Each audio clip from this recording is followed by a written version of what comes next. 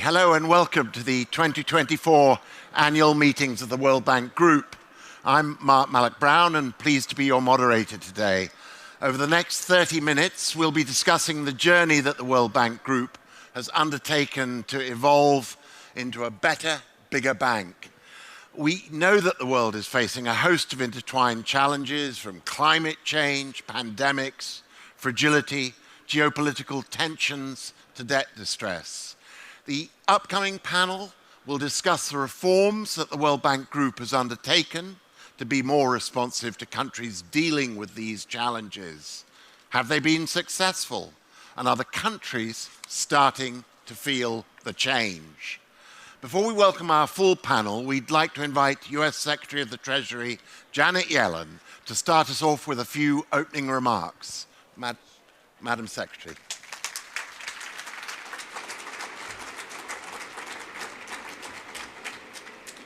Thank you, Mark.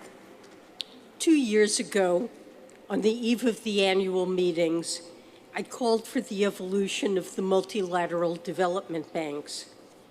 Today, I'm glad to be here with President Banga, Lord Malloch-Brown, and Minister Moussa Katwani to lay out what we've achieved and to reaffirm our commitment to sustaining momentum.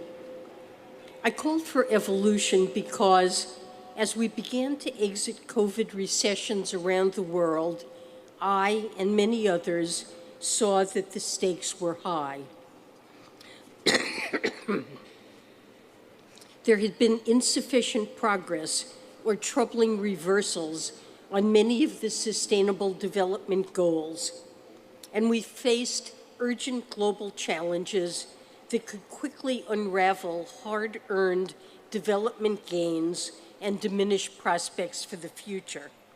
From climate change to pandemics and other global health emergencies to fragility, conflict, and violence. I also had a strong conviction about the vital role that the MDBs could play at this crucial moment. Over decades, they've responded to their shareholders, built trusted relationships with developing country governments, and developed and deployed a wide range of tools, from financing to policy support to technical assistance. I've gotten to see their impact firsthand in my travels as Treasury Secretary. From an education data processing center in India, recognized for driving improvements in educational outcomes, that I visited with President Banga, to a cutting-edge university in Morocco, where I marked the one-year anniversary of MDB evolution during last year's annual meetings. I saw too, however, that the MDBs needed to change to meet the nature, urgency, and scale of today's challenges. They could focus more on global public goods because achieving development outcomes at the country level is inextricably linked to addressing global challenges. They could better utilize their balance sheets and harness private sector resources. They could act faster and work more as a system. My call resonated widely because despite a range of perspectives on what exactly was needed, there was overwhelming consensus on the need for change. Very quickly, diverse stakeholders stepped up. President Banga and leaders across the MDB system led. Governments, non-governmental organizations, research institutions, and the private sector became involved, helping shape evolution and then continuing to support it.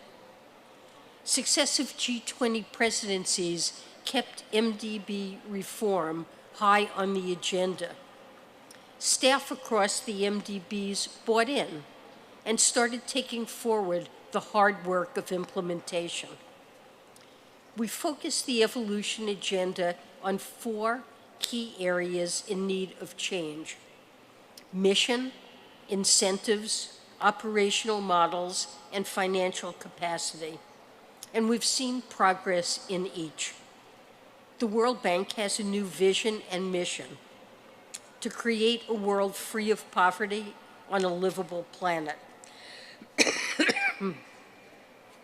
And regional development banks have shifted missions as well. There are new incentives, like updated corporate scorecards, that focus the banks on outcomes, impact, and mobilizing private capital. World Bank projects are moving more quickly to approval, and IDB Invest has a new originate-to-share model to bring in private sector investors. We've also drastically increased financial capacity.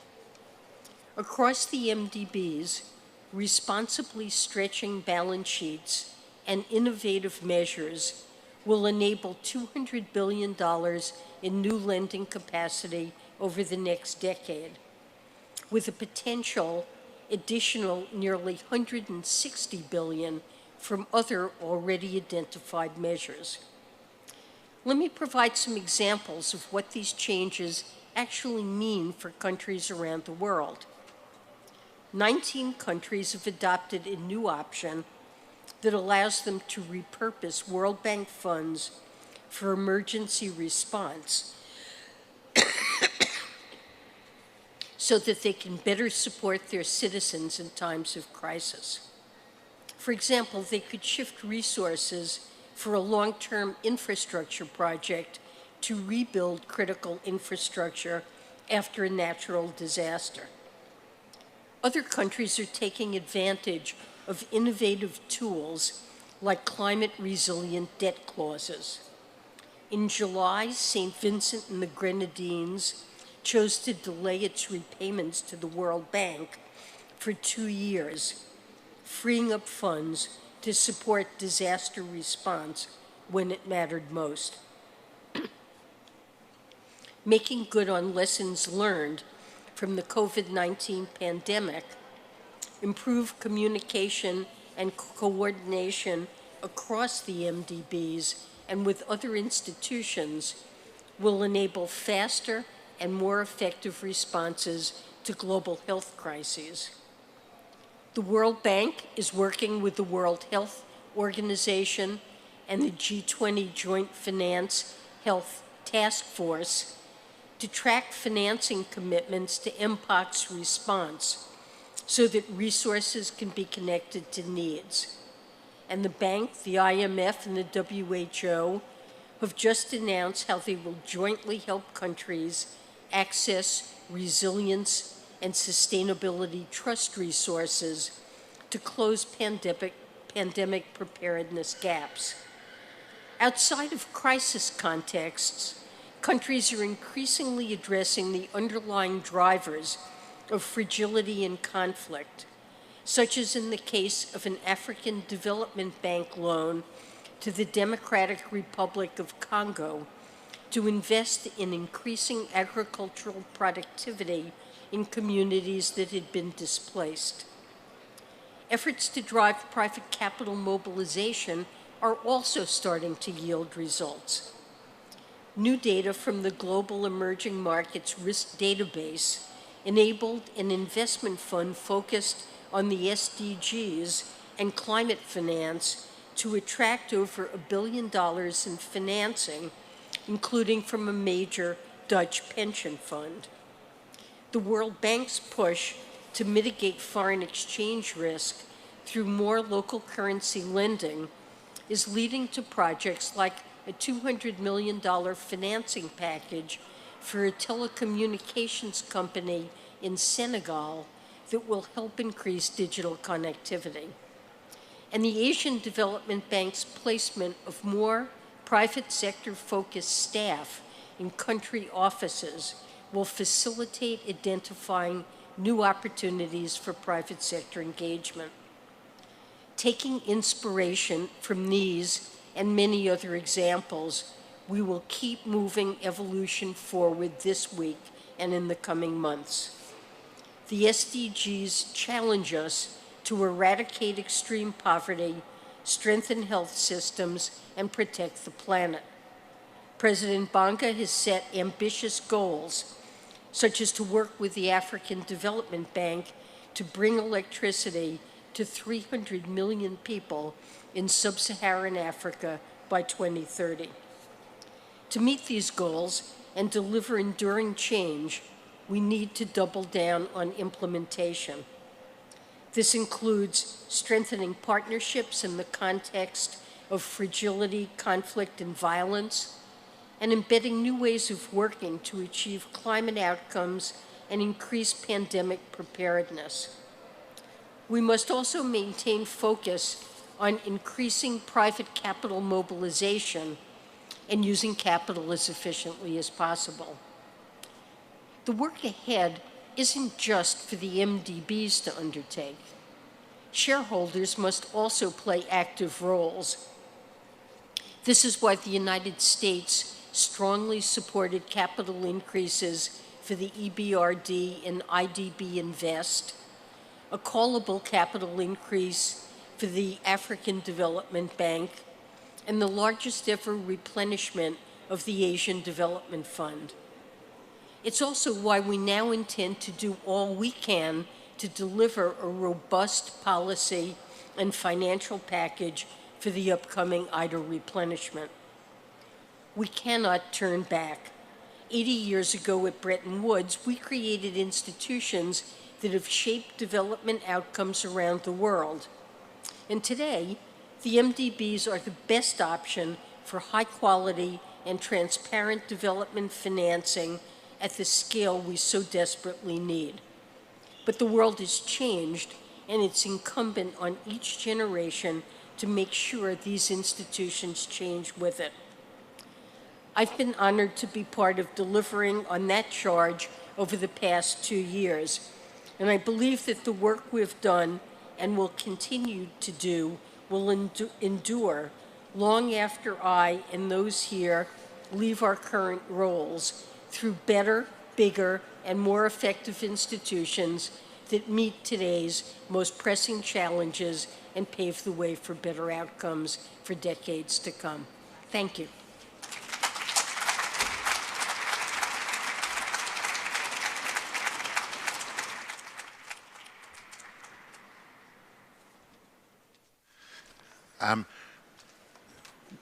Thank you very much, Secretary Yellen. That was a wonderful overview of the changes that have taken place. And I'm now pleased to welcome Minister Situmbeko Musukutwani, Finance and National Planning Minister for Zambia, and Ajay Banga, President of the World Bank Group.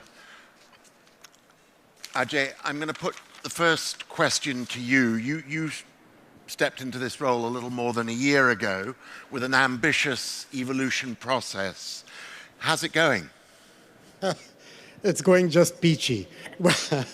First of all, Secretary Yellen, thank you for the words. Most importantly, thank you for the encouragement and the push all along to work with your colleagues and also with all of us together to get to where we're getting. We've got the journey partly done. We've always got more work to do. And let me run through that in a quick way. She's already covered the redefinition of our vision to include livable planet. And the idea there was to expand the aperture of our way of thinking to include these crises that have become intertwined, which is climate change and pandemics and fragility, conflict, and violence. You cannot hope to defeat poverty without taking a more integrated view of these challenges. And I think that encouragement is spot on. But we also added a focus on women and young people, and I'll come back to that in a little while. Women for the obvious reason of half the population and the opportunity it affords for our future, but young people because of the number of young people coming through the demographic dividend pipe in developing countries, in the emerging markets, and the opportunity to get them gainfully employed to make our world a much better place. And so we'll come back to that a little later. Then we worked on speed. 19 months was the average time for a project to go from starting to approval. We're down to 16, headed to 12. We've got examples of 5 projects in healthcare, including in Zambia, in Africa, which got done in 100 days. We've got 2 countries that did it in 30 days. We announced the correspondent banking effort in the Pacific Islands in under 10 months. The problem is we still got projects that are taking longer. We got to get to 12 on the average. Simplicity. We've got 21 countries now where all parts of the institution has one country representative. Our scorecard is now a combined scorecard for the whole bank. It's focused on output, not just input, meaning how many girls went to school, how many carbon emissions we avoided, as compared to how many projects and dollars. I'm not saying we won't focus on projects and dollars. I'm just saying we also need to keep an eye on output and outcome. And by the way, drill down in there by projects so that people can look at what we're doing by a project. Then we've got these collaborations with the other MDBs, and I want to add one specific one that I think is relevant. We have a digital platform now where all the MDBs can put a project into it, and we can co-finance it together. We can discuss it together, co-finance it together, and that allows us all to benefit from working together as compared to making the country go through 3 hoops to deal with 3 MDBs to come to one place. There's 100 projects going through that pipe right now. The first are just getting financed. So I'm quite hopeful this will lead to a good outcome. In the same vein, I think there's a lot of work yet to be done on what we could do together with sharing each other's practices. So, EBRD and us have shared procurement practices for Ukraine, but we are very close with the Asian Development Bank to do a complete, if the boards approve it for both, to do a complete sharing whereby their project due diligence will apply to us as well. So when I was in the Pacific Islands, I was in Tuvalu and Fiji, and I came back and told Secretary Yellen some of this. I saw common projects we were financing, but the countries with limited capacity had to go twice through each of us to be able to get the project out the door. 2 procurement systems, 2 KYC, 2 due diligences. We can fix this. It just requires the right processes. And that's all part of the simplification. And the last thing I want to touch upon, a couple of things, is private sector. I think Secretary Yellen has actually got the hammer on the right nail. There is not enough money in MDBs, in governments, in philanthropy to take on the challenges that our clients and our countries need. We have to get the private sector where it makes sense, where there is a pathway to see a profitable system for them. So take renewable energy in the middle income countries. If we know that solar and wind are cheaper per unit than fossil fuel, why is there not more investing going on in these countries? And it comes to 5 things, all of which we're working on. The first is regulatory policy clarity. If I had that, I would be willing to invest as a private investor. These 300 million we're reaching in Africa, the first thing we're doing, 15 heads of state are coming to Tanzania end of January with their energy compact and what regulatory policy they're going to change. And they have to commit to that to private sector and multilateral investors in those meetings. The second is guarantees, political risk guarantees. We've put together the guarantee platform across the World Bank group under MIGA. Simplification and product work is going on. Our guarantees are already double of what they were a year ago. I think we've got a good opportunity for real growth there. Third is first loss. People would like IFC to take junior equity. And in some cases, that actually is a smart thing to do.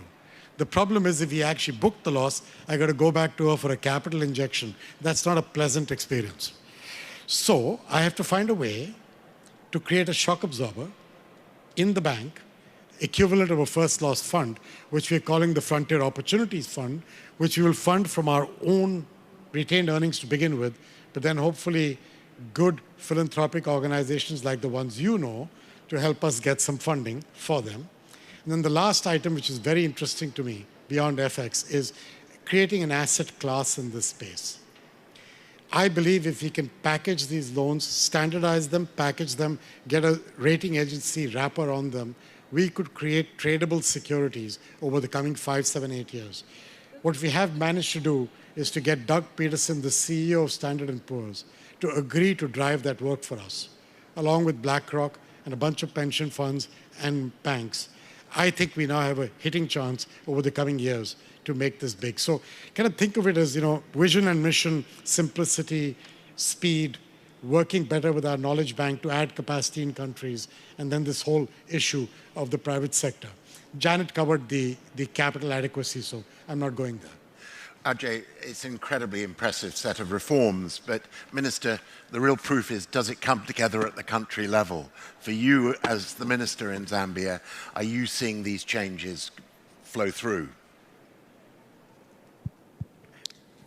Thank you very much. And let me start by applauding the global leadership, the leadership in the bank, for this initiative that is started to reform the multilateral institutions. It is important for us because for decades, for many years, it was clear there was a problem, but it was always very easy for the problems to be attributed to the recipient countries. They are a problem, but there was no finger pointing back to the institution and saying, what is wrong with us? Those questions are now being asked, and we welcome that. Coming specifically to your question, are we seeing the results? Yes, I think we are seeing the results, and I want to categorize those at two levels. The first one being, is it a bank that is more listening now than before? And I think we are seeing that. We are engaging, discussing, and agreeing. I think that by itself is something that is very positive, away from the old culture of, we know it all, this is what you are going to do. If you don't do this, there's no money for you. I think that is changing. I can only encourage the bank to make sure that there's also accountability. Let me just say that the officers that you see here, especially in the past, when they were in our countries, they were intimidating. It's like take it or give it, but that is changing, and I want to commend the leadership and the management for this change. Coming now to the specific issues, certainly in the case of Zambia, we've seen a bank that was very responsible to our issues of debt and sustainability. You recall in the past few years, Zambia was known to be a country that was the first defaulter, and the bank, together with your sister institution across the road, you came in very strongly to support Zambia, and happily, we've done a lot, we've made a lot of progress on that. Beyond that, we have also had the unfortunate situation of facing a drought that we've never seen in our living memory. And the bank and the fund, you have come out very strongly to support us. I think this facility you call the something to do with emergency response. I can't remember the exact wording. It was approved very quickly that it is something that I still can't believe. And thank you so much, President Banga. Without the support of the World Bank in this crisis, Madam, that Victoria Falls you saw, where there was tons and tons of water falling, if we went there now, you can actually have lunch down there because there's no water. That's how serious the crisis is. And the World Bank has come very strongly to support us. As I conclude, I think that this is something that we can build upon. It shows that when there's determination, these institutions can change, and change for the better. So later on, I will be able to make some remarks on how do we capitalize on this changing environment for us to do even better as a bank, as clients. Okay, thank you very much, Minister. We're going to slightly attenuate the questions I'd planned just because of timing, and go, if I may now, to you, Secretary, with the wars and rages, conflicts around the wars and conflicts raging.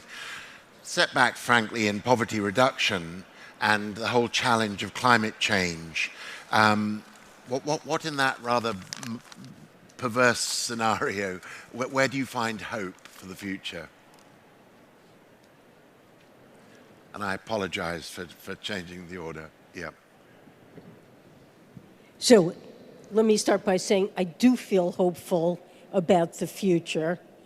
And I think it springs from my belief that even though we face enormous challenges, such as the ones you listed, we actually have the capacity to address them.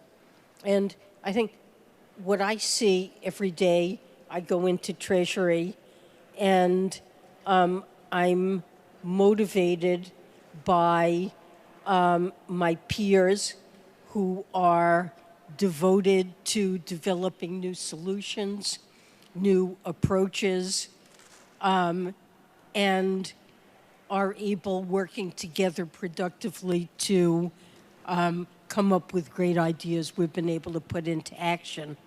And when I talk with my peers from around the world, President Banga, Minister Musa Katwani, and others who face difficult policy trade-offs, but what I see is they are working very hard and constructively and delivering very meaningful change.